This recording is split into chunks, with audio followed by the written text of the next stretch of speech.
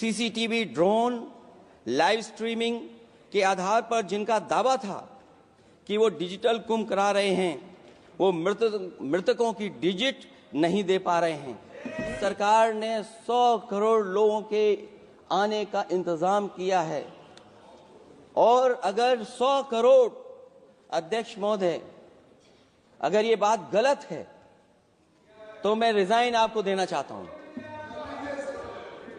अगर अध्यक्ष महोदय, ये माननीय सदस्य लोग अगर ये नहीं सुन पा रहे हैं तो मैं इनको एक एक को, आप नहीं गए स्नान करने, आप स्नान करने नहीं गए, इसीलिए इस तरह की भाषा का इस्तेमाल कर रहे हैं। लोग पुण्य कमाने आए थे और अपनों के शव लेकर के गए हैं। चमत्कारी करिश्मा तो ये हुआ है, श्रद्धालुओं के शव मिल गए थे, पर सरकार स्नान करने वाले मरने वालों की बात स्वीकार नहीं कर रही थी कि मुझे बोलने के लिए जो समय दिया है, मैं उसमें से 2 मिनट का समय महाकुंभ हादसे का शिकार लोगों की आत्मा की शांति के लिए खड़े होकर के मौन रखना चाहूंगा। अगर किसी अन्य को भी सच्चे मन से मृतकों के प्रति सच्चा भाव है तो वो भी हमारे सांसदों के साथ खड़ा होकर के ये मौन श्रद्धांजलि अर्पित कर सकता है। ये माननीय सदस्य, अध्यक्ष महोदय, अगली लाइन अध्यक्ष महोदय, ये विषय, अध्यक्ष महोदय, आप सीनियर लीडर हैं, अध्यक्ष महोदय, ये अधिकार आपका है, कभी नहीं रही। ये मैंने विषय मेंशन करते हुए भरोसा है, इस विषय पर मौन कर दिया था, इसलिए अध्यक्ष का अधिकार है। हाँ, मैं वही अध्यक्ष महोदय, ये जो बात मैं शुरू कर रहा हूं, जहां मैंने मौन 2 मिनट के लिए श्रद्धांजलि की बात की है, ये अधिकार मेरा नहीं है अध्यक्ष महोदय, ये अधिकार आपका है। मुझे पूरा भरोसा है आप पर कि जब अभिभाषण की चर्चा खत्म हो रही होगी उस समय 2 मिनट का मौन श्रद्धांजलि जरूर दी जाए जो श्रद्धालुओं की जान गई है। नहीं अध्यक्ष महोदय, नहीं अभी 1 मिनट दें, आप लोग कुछ मत बोलो, मैं कुछ नहीं। अध्यक्ष महोदय, अभी तो अध्यक्ष महोदय मैंने बात शुरू नहीं की है, और जिन लोगों को तकलीफ है और जिनको दुख होना चाहिए उनके बारे में मैं, हालांकि वो बात मैं बाद में कहना चाहता था महाकुंभ के बारे में, लेकिन अध्यक्ष महोदय क्योंकि बहुत सारे माननीय सदस्य ये सुन नहीं सकते हैं, इसलिए मैं बात वहीं से शुरू करता हूं। आप देश के परम अभिभावक होने के नाते हमारा आपसे अनुरोध है कि जहां सरकार बजट के आंकड़े लगातार दे रही है, और जब मैंने अभिभाषण पढ़ा अध्यक्ष महोदय, बहुत सारे आंकड़े सरकार ने दिए हैं। आंकड़े देने से पहले महाकुंभ में मरने वालों के आंकड़े भी दे दें। महाकुंभ की व्यवस्था के बारे में स्पष्टीकरण देने के लिए मेरी मांग है अध्यक्ष महोदय, सर्वदलीय बैठक बुलाई जानी चाहिए। महाकुंभ आपदा प्रबंधन व खोया पाया केंद्र की जिम्मेदारी सेना को दी जाए। महाकुंभ हादसे के शिकार लोगों की मृत्यु, घायलों का इलाज, दवाइयों, डॉक्टर, भोजन पानी, परिवहन की उपलब्धता का आंकड़ा संसद में पेश किया जाए। महाकुंभ हादसे के लिए जिम्मेदार लोगों पर, महाकुंभ हादसे के लिए जिम्मेदार लोगों पर घोर दंडात्मक कार्रवाई हो। जिन्होंने सच छिपाया है उनको दंडित किया जाए। अध्यक्ष महोदय, हम डबल इंजन की सरकार से पूछते हैं, अगर अपराध बोध नहीं था तो आंकड़े दबाए, छिपाए और मिटाए क्यों गए हैं? सच छिपाना और मिटाना भी तो अपराध है। इसका दंड कौन भुगतेगा अध्यक्ष महोदय? जहां इंतजाम होना चाहिए था वहां प्रचार हो रहा था। एक धार्मिक समागम में डबल इंजन का राजनीतिक प्रचार अशोभनीय है, निंदनीय है। इतने बड़े हादसे के बाद कम से कम अब तो वो होर्डिंग उतरवा देना चाहिए। अध्यक्ष महोदय, महाकुंभ की जो तैयारी हुई, जो हम लोगों ने जाना वहां पर, महाकुंभ न केवल 144 साल के लिए ये कहा गया, बल्कि ये भी कहा गया कि पहली बार धरती पर इस तरह का डिजिटल और जो आधुनिक चीजें हैं, टेक्नोलॉजी, उसका इस्तेमाल कर करके महाकुंभ होने जा रहा है। सीसीटीवी, ड्रोन, लाइव स्ट्रीमिंग के आधार पर जिनका दावा था कि वो डिजिटल कुंभ करा रहे हैं, वो मृतकों की डिजिट नहीं दे पा रहे हैं। एक तरफ तो जो लोग डिजिटल डिजिटल डिजिटल अध्यक्ष महोदय कहने को थकते नहीं हैं, लेकिन जब कुंभ में इतना बड़ा हादसा हो गया है तो यही सरकार डिजिट नहीं दे पा रही है। हमारे अपने लोग मारे गए हैं, जिसमें परिवार का हर रिश्ता दिवंगत हुआ है। किसी की माता, किसी के पिता, किसी की बहू, किसी की बेटी, किसी का भाई बहन, चाचा चाची। बच्चों के आंकड़े तो अभी तक नदारद हैं।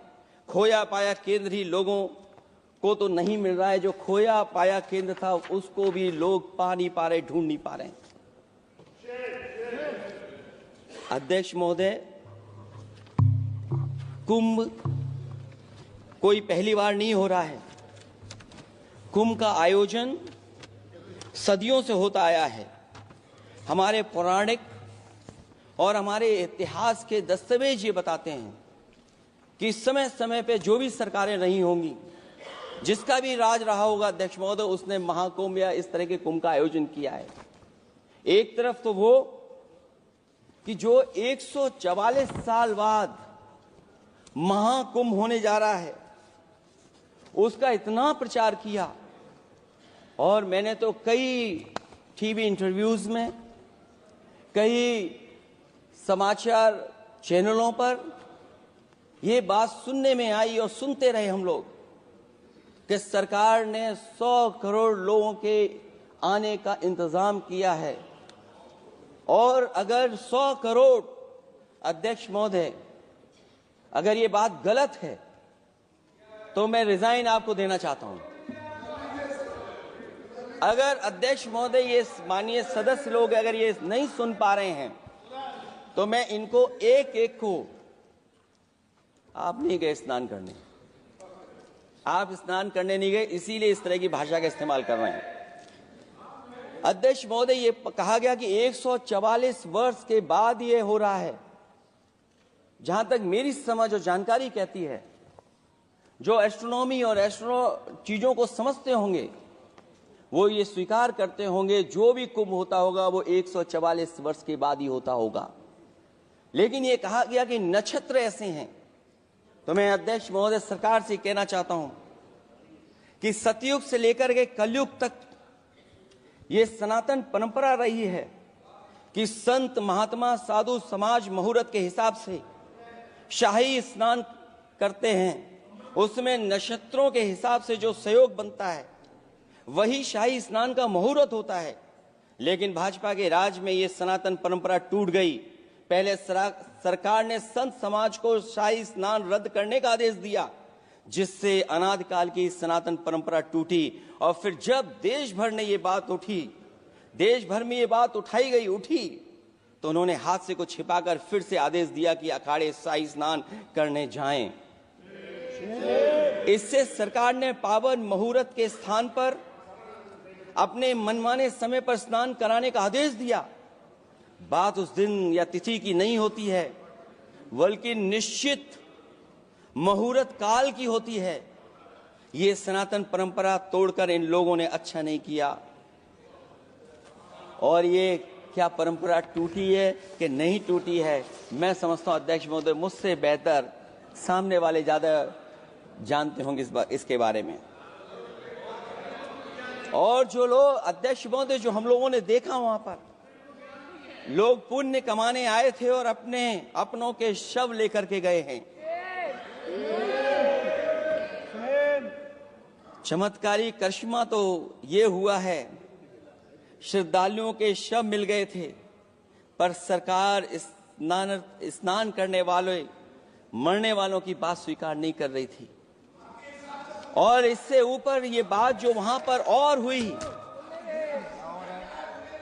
अध्यक्ष महोदय, जब ये जानकारी हो गई कि कुछ लोगों की जान चली गई, लाशें हैं जो मोर्चरी में पड़ी हैं, अस्पताल में पड़ी हैं, उसके बाद सोचिए सरकार क्या कर रही है। अपने सरकारी हेलीकॉप्टर में फूल भर करके फूलों को डालने का काम किया। सोचिए, ये हमारी कहां की सनातनी परंपरा है। मैं जानना चाहूंगा सदन के माध्यम से हमारे माननीय सदस्य बताएं कि जहां लाशें पड़ी रही हों, न जाने कितनी चप्पलें पड़ी थीं, न जाने कितनी चप्पलें पड़ी थीं, न जाने कितने कपड़े पड़े थे, महिलाओं की साड़ियां थी, कपड़े थे, लेकिन उनको कैसे उठाया गया? उन सबको उठाया गया जेसीबी मशीन से, ट्रैक्टर की ट्रॉली से। उनसे उठा करके कहां फेंका कोई नहीं जानता, लेकिन जब उनको लगा कि वहां से बदबू आ रही है तो यही सरकार के लोग छिपाने लगे हैं। यही आपका महाकुंभ का आयोजन था, और हर बात को छिपाने के लिए न केवल ये लोग मीडिया का सहारा ले रहे हैं, मीडिया का सहारा लेते लेते सुनने में आया है कुछ दबाव और कुछ स्वीटनर भी दिए जा रहे हैं जिससे उनकी खबरें बाहर ना आ जाएं। और अगर अध्यक्ष मोदी ये बात सब गलत है मेरी, अगर ये बात सब गलत मैं कह रहा हूं, तो अभी तो नेता सदन को अभी भाषण देना है। और मैं ये बात और कहना चाहता हूं, आप अपने तरफ से जानकारी कर लीजिएगा। हमारे उत्तर प्रदेश के मुख्यमंत्री जी ने शोक नहीं प्रकट किया था। जब देश की राष्ट्रपति और प्रधानमंत्री जी ने शोक प्रकट किया, उसके बाद 17 घंटे बाद सरकार ने स्वीकार किया। अध्यक्ष मोदी, ये वो लोग हैं जो आज भी कोई सच्चाई स्वीकार नहीं कर सकते। इनका रास्ता क्या है मैं नहीं जानता हूं, कहां ले जाना चाहते हैं। लेकिन जब अध्यक्ष महोदय मैंने अभिभाषण पढ़ा है राष्ट्रपति महोदया का, तो वही पुरानी बातें कि 12 करोड़ शौचालय बन गए हैं, 10 करोड़ गैस कनेक्शन हो गए हैं, 80 करोड़ लोगों को राशन दिया जा रहा है, 25 करोड़ लोगों को मिडिल क्लास में शामिल कर दिया गया, न्यू मिडिल क्लास में शामिल कर दिया गया। 80 और 85 को अगर हम जोड़ दें अध्यक्ष महोदय 105 करोड़ हो गए। बच्चों को और जोड़ दें तो सरकार अध्यक्ष महोदय किसके लिए काम कर रही है? किसके लिए काम कर रही है? अगर 80 को राशन दें, 25 को न्यू मिडिल क्लास में जोड़ दें, 105 करोड़ हो गए।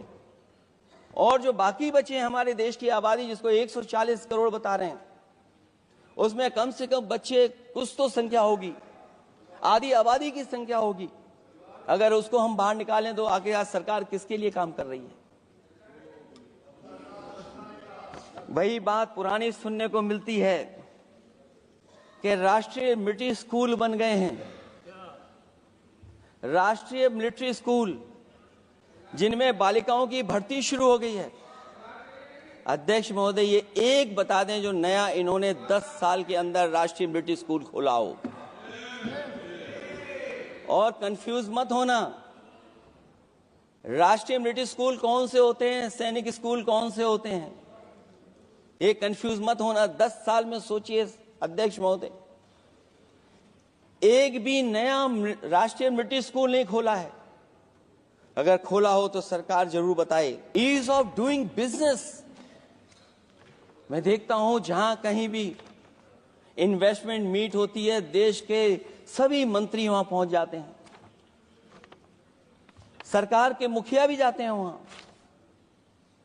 मुझे याद है उत्तर प्रदेश में सबसे बड़ा आयोजन हुआ था इन्वेस्टमेंट मीट का।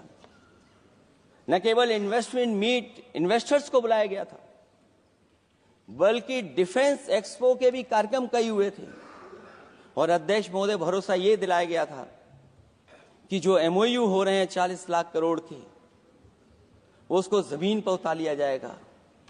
मैं इन्हीं डबल इंजन की सरकार से जानना चाहता हूं कि जो 40 लाख करोड़ के MOU हुए उसमें कितना जमीन पर यह सरकार उतार पाई है।